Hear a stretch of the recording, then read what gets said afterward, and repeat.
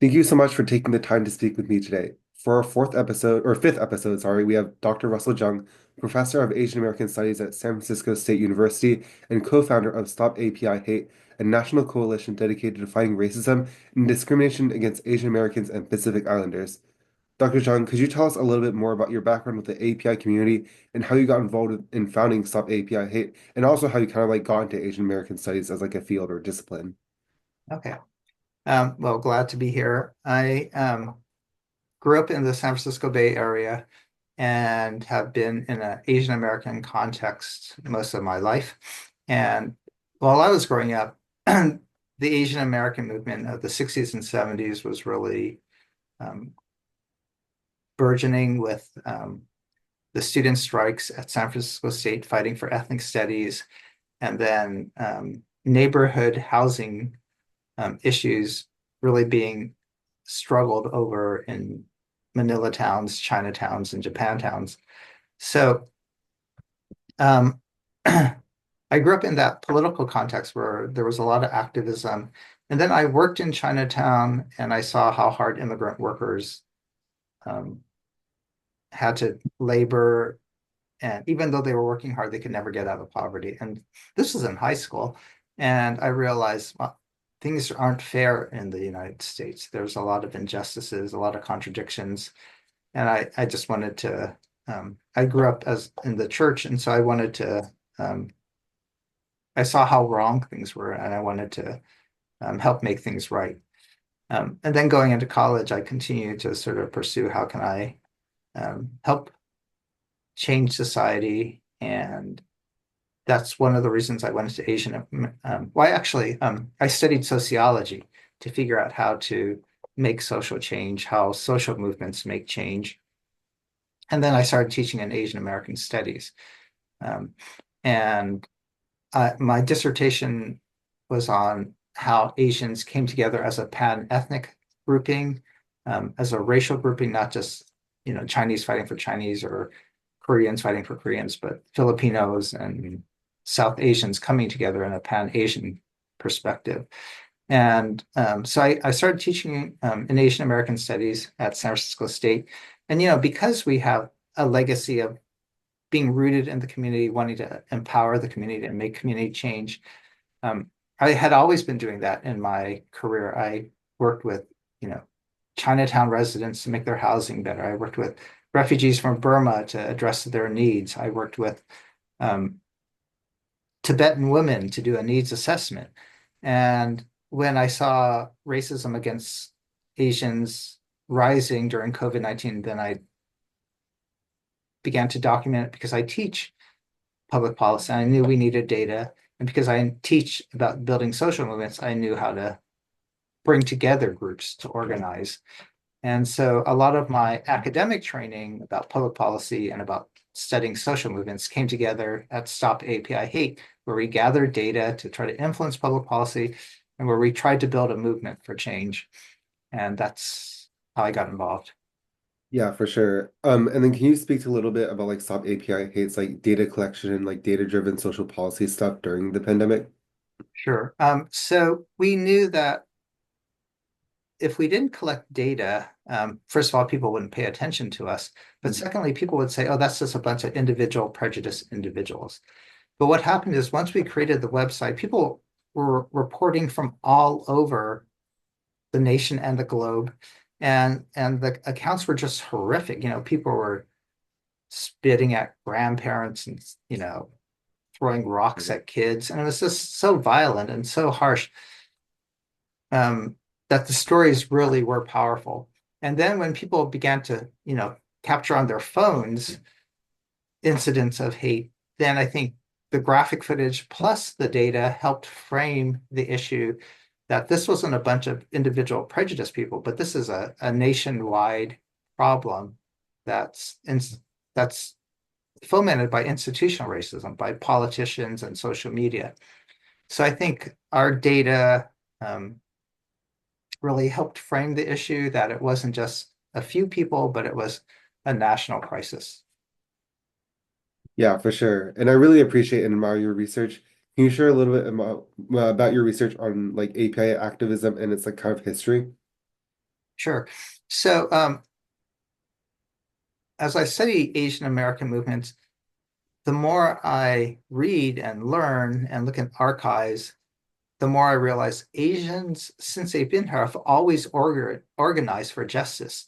The Chinese railroad workers, people know about them, but they don't know that they went on strike because they were paid a third less than the Irish counterparts. Um, and over 3,000 went on strike across a 30-mile, you know, area. They all laid down their tools at the exact same time at the same day. And it's like, how can they coordinate, back in the 19th century when they didn't have any communication? How did they organize when they spoke different dialects? How did they organize when, again, they were so physically apart, yet they were so well organized that they all stopped. So that's amazing. And then, in the second largest act of civil disobedience in the United States were conducted by Chinese who were protesting the exclusion laws. And so over 100,000 Chinese didn't register with the government like they were supposed to because they thought the law was unjust.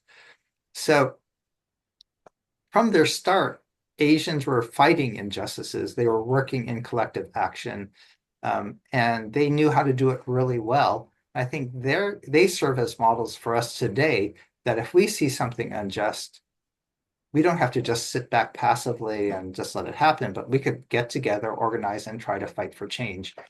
And so I really want to highlight those examples because, again, they provide role models for us. They're part of our history and our legacy. And again, it's not just fighting for ourselves, but when we fight for justice, we fight for everybody. Yeah, for sure. And can you like explain a little bit about like your current research project or what are you most excited to research about next? Yeah, so you know, post-pandemic, I really wanted to explore why do we experience so much anti-Asian hate? Mhm. And a lot of it are the stereotypes that we're the yellow peril, that we don't belong, that we're threatening to the West. And so I unpack the the narrative of threat and fear. But then I also looked at how have Asian Americans responded. And in terms of responding to the racial trauma, we know that there's been a lot of negative impact of racism on Asian Americans' mental health, a lot of anxiety, post-traumatic stress. But there are ways Asians have used Asian traditions and Asian cultural resources to protect themselves and to keep their mental health well. And so I'm writing about the particular ways that Asians um, protect themselves from trauma. And then I'm writing about, again, these cases of social movements where Asians have fought for justice. And so I want to take all these stories of Asians and the lessons learned from Asians and share it with other people so that we could really um, contribute to America and also learn from each other. Yeah, that's really interesting because I think like I guess like when I think of kind of like API mental health, I think there's like a big stigma in a lot of API communities from talking about mental health. I guess like it's interesting to think about the ways in which like culturally API folks can protect themselves from like mental health, but like I guess how do you see kind of that and then also like I guess that difference between like Western institutions and mental health and I guess why is there a perceived stigma of talking about mental health in API communities? Yeah, I don't think it's so much as a stigma. It's just we just have a different notion of mental health Hmm. that well-being, even happiness and contentment are different for different cultural groupings. So I think in the West, it's very individualized that our mental health is just about how happy we are, Hmm. how our own personal well-being. And and and so if we face trauma and we're harmed, then what we need to do is go through therapy with an individual and talk it out. And that's sort of the Western approach, a very individualized approach. But the basic difference is in Asia, our emotions, our well-being isn't just solely an individual's, and it is personal, but it's also interconnected with others. So if others' well-being impacts my well-being, and my well-being impacts others. And so if I'm concerned about the group as well as myself, then I don't just think about what I need to share and get better by myself. I need to think about how do I help the group get better, right? Mm. How if someone's pain is impacting my sense of well-being, then I got to help that person with their pain. And so that interdependent notion makes us think about the group as much as we think about our own individual suffering and trauma. And then, so then how do we approach healing of pain or trauma needs to be an interdependent collective approach rather than an individual therapeutic approach. And so that's just one clear difference. And so we need to think of collective models for healing. We need to think of understanding that emotions are shared and they're not just your personal emotions, but I can't just be thinking about myself all the time, but I have to think about others as well. And so there's just different models to well-being and mental health that individual Western therapy doesn't really meet for Asians necessarily.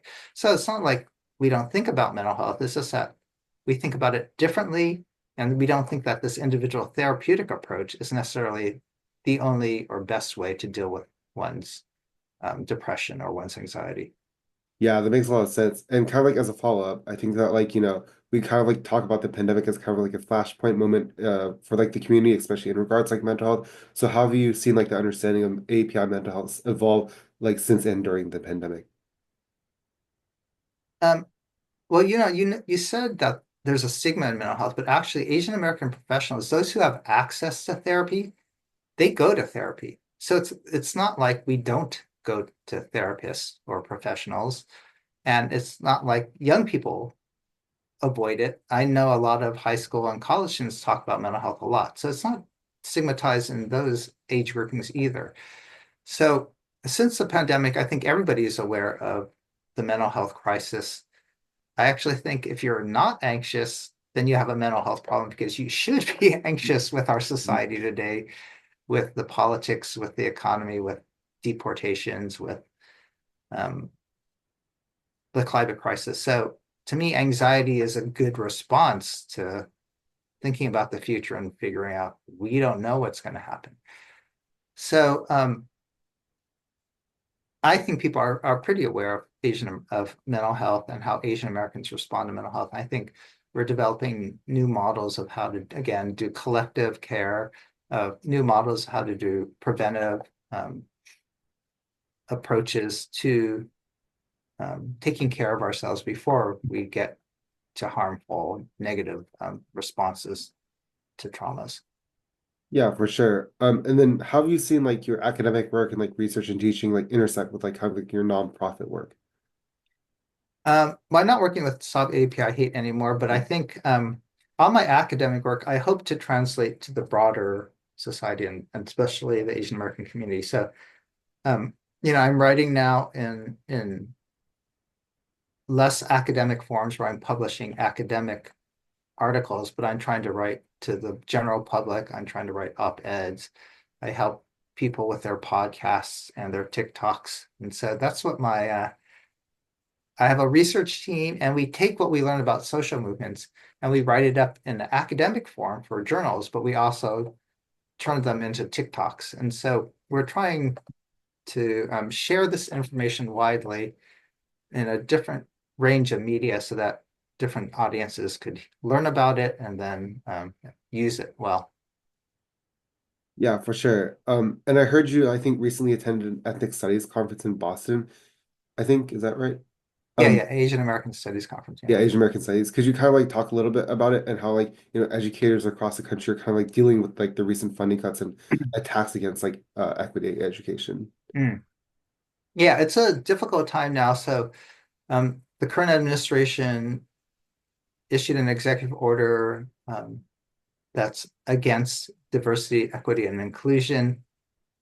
And that's had a real chilling effect on a lot of universities that get federal funding. Um, because of that executive order, the state of Indiana cut its ethnic studies at the K through 12 level. So it's affecting what gets taught in the schools, and then also affecting like staffing and funding for marginalized communities. So I think on both levels, the funding levels and then the curriculum content, it's damaging. And my argument is that white students are victims of racism. And whites are victims of racism because in their curriculum, with anti-DEI policies, the curriculum is absent of narratives of people of color. It's absent of the histories of people of color. The curriculum doesn't explain why do we have so many racial differences? Why do we have so many disparities? Why do we have so many people getting deported at this moment? And instead of trying to figure out why do we have these social problems, it's ignoring those social problems and just saying America is great. And as a result, white students and students of color don't learn about how to address issues in our society. We don't learn how to develop racial empathy. We don't understand why there's so much racial bullying going on. And so white students are deprived, people of color are deprived, and that's, I think, an example of institutional racism because the curriculum fails them. And so this anti-DEI policy affects colleges, it's affecting K through 12 levels, and it's just again, as I said, pretty negative and deleterious.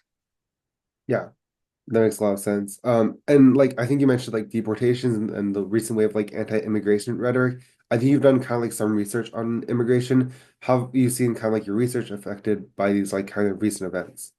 Yeah, that really saddens me because deportation separates families. Hmm. And as an Asian American, for me, family is super important. Yeah. And to see kids torn away from their parents, to be permanently separated from your family seems like cruel and unusual punishment. The administration now is taking Asians and deporting them to places like Central America, and they tried to send them to Libya. That type of policy where they're getting shipped to places where they've never been and can't even survive in those places seems to me, again, cruel and unusual punishment, but it seems like human trafficking. We're Hmm. just shipping people to places where they have no relationships, no ability to take care of themselves. That's so wrong. And so this policy of mass deportation, of using the Alien Enemies Act, depriving people of due process, of separating families, I just think is probably one of the worst policies. It's sort of like when they separated kids from parents at the borders. It's just wrong and morally injurious. And so I'm really focusing on this issue because I think it's so evil. And for Asian Americans, 1 out of 7 of us are unauthorized. We have a higher percentage of undocumented people than Latinos do. So a larger percentage of our community is feeling fearful. A larger percentage of our community is hiding, maybe not getting health care. And so I think it's really impactful. Yeah. Yeah. I guess what would you say to like API youth like seeking hope during these times? Hmm. Depends on what kind of help they need. What kind of Like help do they hope, need? like I guess like Oh, general, hope, hope, yeah, hope. hope, yeah.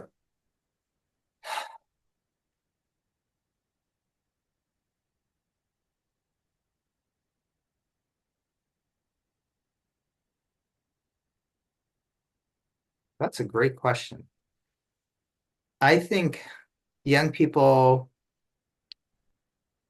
can see and find hope in a variety of sources. First of all, if they have a faith or a religious tradition, um, those are the historic and global sources of hope, Mhm. that there is a better way, that you have higher powers that could help you, that things will get better. So if you have any tradition, then I think you can really find solace and hope in your traditions and your scriptures and your God.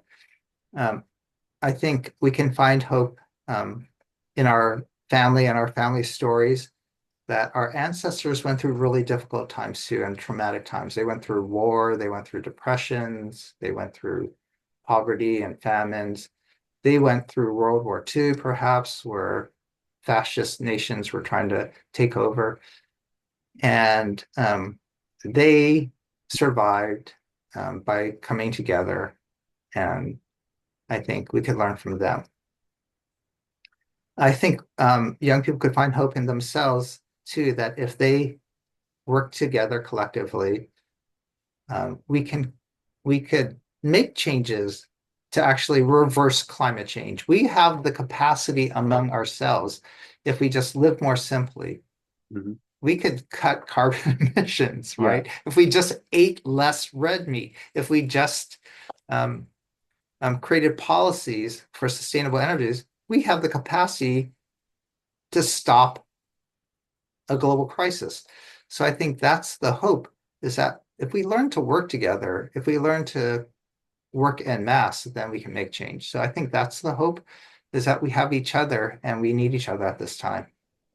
Yeah, it's a great response. Dr. Zhang, I just want to clarify, do you want to interview me after this 30-minute period or during this 30-minute period? I either or. Okay, okay. Yeah, if you have to go, you have to go. No, no, I'm like more concerned about your time. I'm not doing anything else. But yeah, um, I guess who were your mentors when you were first getting started as like an activist, and what advice would you offer to like aspiring young API activists? Hmm. So when I came out of college and I was working in government, I met a lot of Asian American um, community leaders who ran nonprofits, and I saw them really being rooted in the community, wanting to organize the community, listening to the voices of their elders and to tenants and to neighborhood residents. And they weren't trying to make a lot of money. They just wanted to see communities improve. And so they were my mentors and role models, that people who just wanted to make change. And they wanted to make change not from top down, but by listening to the people and figure out, what do people want and need? A very democratic approach. And so those have always been my models of, people who fought for the International Hotel to provide housing for seniors, those who, um, struck for ethnic studies. Mhm. And um, what's the second part of your question? Those were my role models and Yeah, yeah. mentors. Like, what advice would you offer to like Ah, API youth who are trying to or like seeking to be activists now? ah. I have a lot of advice.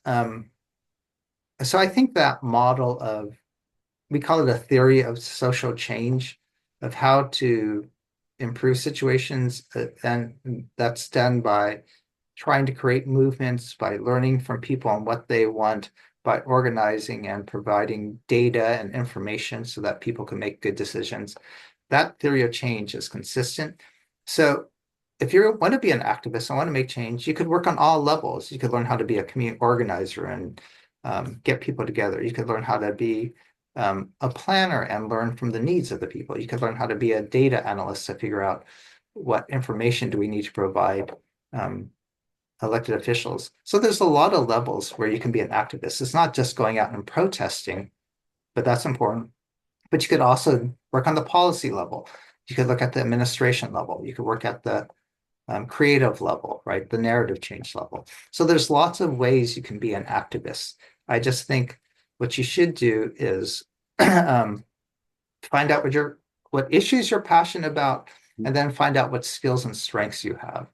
So maybe you're a really good numbers person, then use your numbers to help the community. Maybe you're a better poet and spoken word artist, so then speak to the community, right?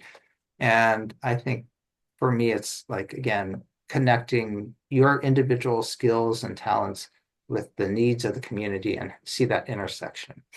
Um, my second big advice is that change doesn't always happen, and change can be slow and incremental, or change can be really quick.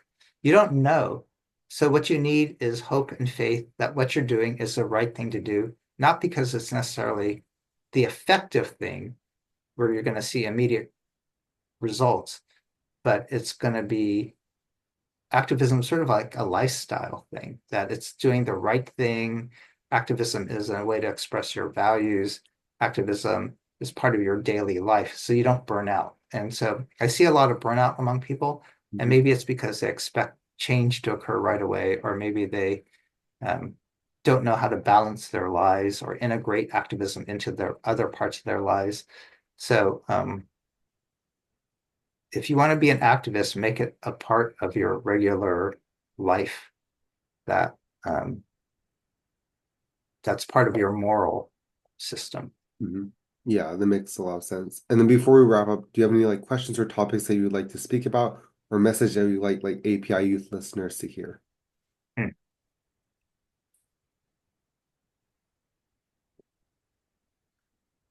I'm really encouraged by Asian American youth at this moment. They are the ones who really responded during a period of anti-Asian hate and really fought for ethnic studies curriculum in their schools. I've seen that movement across the nation. I've seen that's probably the best result of the anti-Asian hate, is that young people stood up with their parents and got Asian American studies curriculum in their schools. Um, and it wasn't, again, top down, but they were often local initiatives at the school district level or at the city level or at the state level. And so I'm really proud of our young people wanting a voice, wanting to hear our stories told, and wanting to learn in solidarity with other people. So I think um, to the extent that students could keep on fighting for Asian Americans and sharing our voice in collaboration with others, I think that's been a great result of the Stop AAPI Hate movement. Yeah. Now we're gonna finish up with some like quick take questions that are not like related to API activism, but just like fun questions that could just like answer in like a short like 15 seconds. Okay, Each. Yeah. Are you more of a morning person or a night owl? I have more fun at night, but I get more work done in the morning. That's a good response. And what's your like go-to like comfort food right now? I like 110, Hmm. If you could instantly master like one skill, what would it be? dribbling with my left hand, Hmm. a basketball. Yeah. What's like a small joy that's been like getting you through the week so far? A what? Small joy. Um,